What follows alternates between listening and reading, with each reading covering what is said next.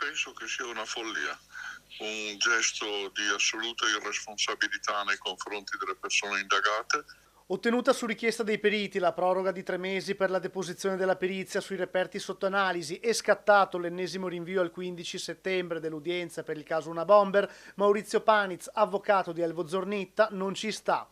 Il legale denuncia una mancanza di rispetto verso tutti i componenti di questa lunga vicenda, fra cui gli 11 indagati che rimangono nel limbo in attesa di risposte. Non alludo naturalmente a responsabilità di giudici o PM, io dico che i consulenti che sono stati incaricati dopo 2 anni abbondanti avevano il dovere di aver depositato i loro accertamenti.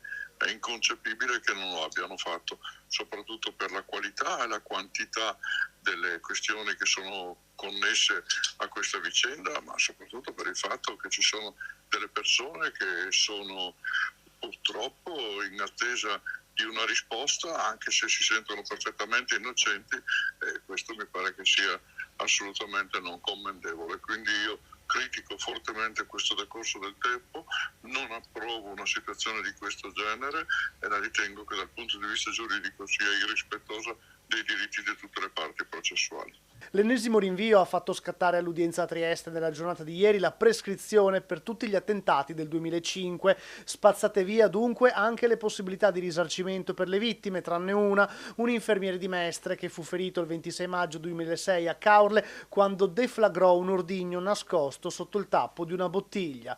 La vicenda di Una Bomber si racchiude in 29 attentati e nessun colpevole.